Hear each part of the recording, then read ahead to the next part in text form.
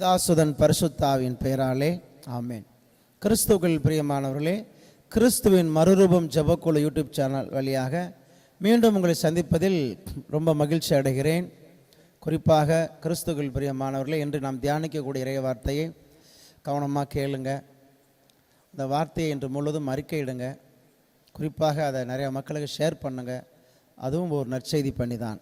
நாம் என்ன தியானிக்க இருக்கிறோம் என்றால், மத்தேயு நற்செய்தி 7வது அதிகாரம் 7வது வார்த்தை. கேளுங்கள், உங்களுக்கு கொடுக்கப்படும்; தேடுங்கள், நீங்கள் கண்டடைவீர்கள்; தட்டுங்கள், உங்களுக்கு திறக்கப்படும். இது கிறிஸ்து வழங்கும் வாழ்வுதோறும் நற்செய்தி. கிறிஸ்துவே உமக்கு புகழ். கிறிஸ்துவுக்குள் பிரியமானவர்களே, இன்னைக்கு நிறைய பேர் நம்ம ஜெபிக்கிறோம். இந்த வார்த்தை தெரியாத ஆட்கள் இருக்க மாட்டார்கள். எல்லா மக்களுக்கும் தெரியும். மத்தேயு 7:7 இதை வச்சு ஒரு பாட்டே இருக்குது, கேளுங்கள் உங்களுக்கு கொடுக்கப்படும் என்று. ஆனாலும் ஏங்க ஆண்டவர் கொடுக்கலை? சிந்திச்சு பாருங்களேன். இறை வார்த்தை பொய்யாகுமா? ஒருபோதும் பொய்யாகாது.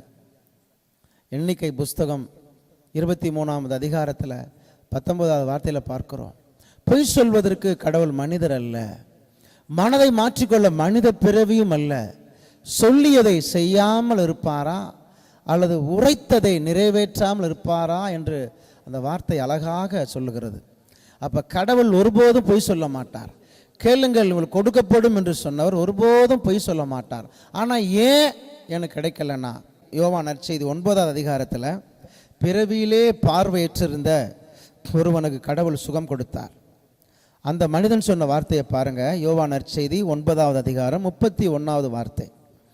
பாவிகளுக்கு கடவுள் செவி சாய்ப்பதில்லை, இறை பற்று உடையவராய் கடவுளின் திருவுளப்படி நடப்பவருக்கே அவர் செவி சாய்க்கிறார் என்பது நமக்கு தெரியும். அப்போ கேளுங்கள் கொடுக்கப்படும் என்று சொன்ன கடவுள் ஏன் நமக்கு கொடுக்கலன்னா, இங்கே தெளிவாக சொல்லுகிறார், பாவிகளுக்கு கடவுள் செவி சாய்ப்பது இல்லை.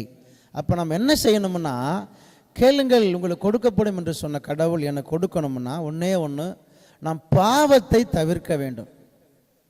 எந்த பாவத்தை செய்து கொண்டிருக்கிறோமோ அந்த பாவத்தை தவிர்க்கும் பொழுது கடவுள் என் ஜெபத்திற்கு செவி சாய்ப்பார். எனது இறை செய்தியை கேட்டுக்கொண்டிருக்க கிறிஸ்துவுக்குள் பிரியமானவர்களே, உங்கள் ஜெபத்திற்கு பதில் வர வேண்டுமா? ஒன்றே ஒன்றுங்க, நீங்கள் செய்து கொண்டிருக்க பாவத்தை நிறுத்துங்க.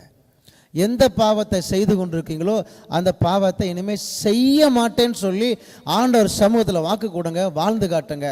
அப்பொழுது ஆண்டவர் கேளுங்கள் உங்களுக்கு கொடுக்கப்படும் என்று சொன்னவர் நிச்சயமா மத்தேயு நற்செய்தி 7:7 வார்த்தையின் பிரகாரம் நீங்கள் கேட்பதை புல்லா தருவார், நீங்கள் கேட்காததையும் நிறைவாக தருவார்.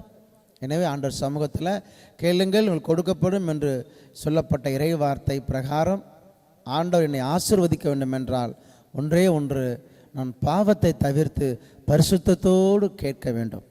கண்களை மூடி நாம் ஜெபிப்போம். மகா பரிசுத்தரான ஆண்டவரே, கேளுங்கள் உங்களுக்கு கொடுக்கப்படும் என்று சொன்னவரே, நீ ஒருபோதும் பொய் சொல்லாத தகப்பன். இந்த இறை செய்தியை கேட்கிற பிள்ளைகளுக்கு ஆண்டவரே, பாவம் செய்தால் என் ஜெபத்தை ஆண்டவர் அருவருத்து தள்ளுவார் என்ற உள்ளத்தை, இதயத்தை ரெட்டிப்பாய் தாங்கப்பா. பாவத்தை தூக்கி எறிந்து விட்டு, செய்கிற பாவத்தை சாத்தான் முகத்தில் தூக்கி எறிந்து விட்டு பரிசுத்தத்தோடு ஜெபித்தால் கடவுள் என் ஜெபத்திற்கு செவிசாய்ப்பார் என்ற இதயத்தை, உள்ளத்தை கொடுத்து இந்த பிள்ளைகளை ஆசீர்வதியும் பலப்படுத்தும். இயேசு கிறிஸ்துவின் மூலம் ஜெபிக்கிறேன் பிதாவே. ஆமேன், ஆமேன், ஆமேன்.